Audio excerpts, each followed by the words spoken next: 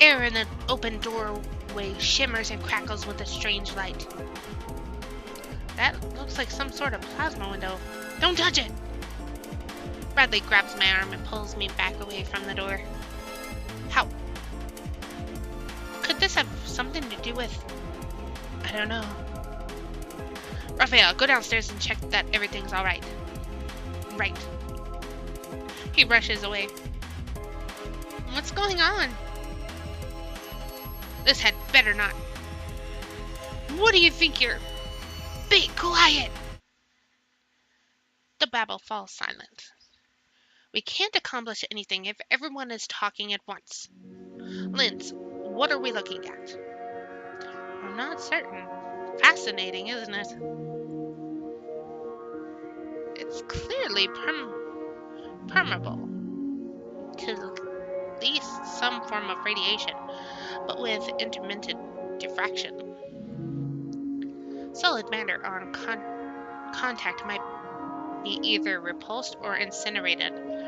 I'd prefer more data before making empirical tests. Such big words!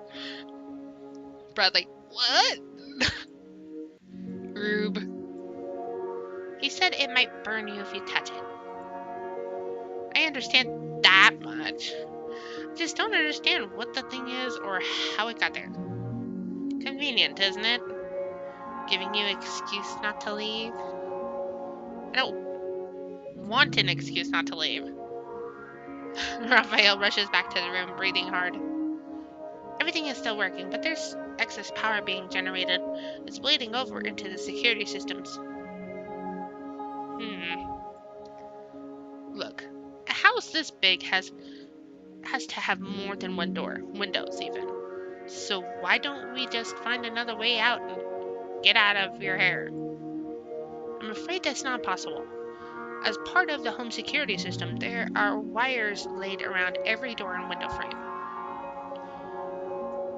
If they're all supercharged, every egress could be perilous. You know, they need a dictionary. Does that mean we're trapped in here? So what do we do with them? Hey! Can you fix it? I don't know yet. Probably. Raphael and I will debug the system. It should only take a few hours. Can we help? No. This is no job for amateurs. Alright, good luck. Linz and Raphael leave, going quote-unquote downstairs, I suppose. I wonder what's down there. Maybe this mansion has its own electricity generator. Maybe they make their own power so that they don't have to pay the electric company. But it was struck by lightning during the thunderstorm and overloaded? Maybe Linz was installing a new power system, and that's why he's here in the first place. But it doesn't work right yet. I wish they'd let me go and see. I hate not knowing things. Doesn't seem like anyone here has made these force fields on purpose, but it's all very strange. Sorry about this. Linz is very good at what he does. Isn't that right, Albin?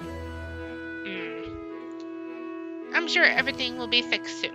In the meantime, you can relax here for a while. I do have a large library that might interest you. I'd like that. Bradley likes books. This is news to me. Feel free to look around, but please, stay out of the basement so that you don't disturb Linz and Raphael in their work. The library is through there. If you have need of me, I'll most likely be in the sitting room. I'll be in grunts and heads for the stairs up. Upstairs, not stairs up. As Bradley turns in the direction of the library, Nathaniel starts to walk away, then turns to see what I do. Let's go with Albin. Albin's cute. Kinda the dark, mysterious type. Not Nathaniel. Ew.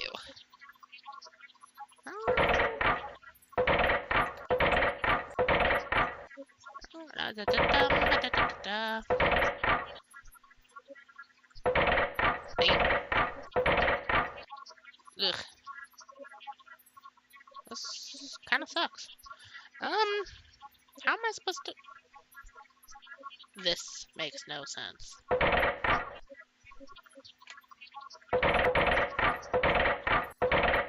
That... No? Oh, okay, I get it. No. Dang it.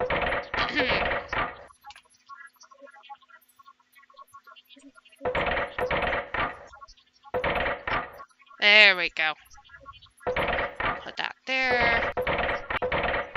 Bam. Okay. I can't help it. I'm curious. Albin's barely spoken a word to me, or anyone else that I can see. If he's not their friend, what is he doing here? I walk up the stairs after him. I stop Albin in the upstairs hallway, outside a closed door. Was he going back to bed? Sorry. Is he talking to me? I doubt it. As I take a step closer, he turns. What are you doing? Well, there's no point in lying. Following you. What do you think you're going to find? A really cranky guy, obviously. Look, I don't want to be here. I have a paper due Monday and I should be at the library. But I'm stuck here and I'm bored. Why aren't you off with your boyfriend? I already told you he's not my boyfriend. I was just one date. It was my roommate's idea and it'll never happen again. Satisfied? Why should I care? You asked! Maybe you're jealous. How should I know? He twitches, his arm jerking up backwards, his hand balling up into a fist. You think I'd believe your story? Who are you really? And what are you doing here? That's funny. I was going to ask you the same thing.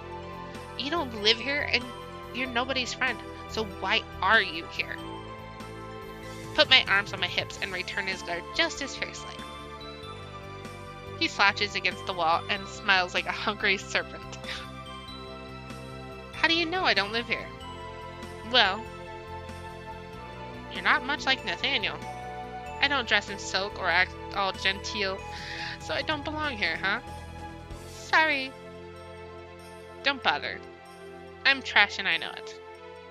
That's not what I said. I came up here because I wanted to talk to you. Thought maybe we can be friends. I'm nobody's friend. You said so yourself. Is he being deliberately difficult? Why are you such a jerk all the time? A snort of a laugh escapes him. Because I am. And because I need a smoke. And I'm caged inside where I can't light up. It would be terribly rude to stink up Nathaniel's house with smoke. But if he cares about that, he's more considerate than he likes to let on. If you stood by a door or an open window, the smoke might get out even though we can't. But... Oh, I know! The fireplace. Eh? There's a fireplace downstairs with a chimney, right? The smoke can escape that way. There's probably no security system stuff at the top of the chimney, and even if there is, the chimney can handle a little smoke. That's not a bad idea. Oh yeah, he liked it. Straightening, he walks to the stairs in long, even strides. Then unexpectedly, well, are you coming? Bemused, I followed. The house is quiet as we walk, even though I know there are several other people in the house. The silence makes it feel huge and lonely. Albin folds himself into the fireplace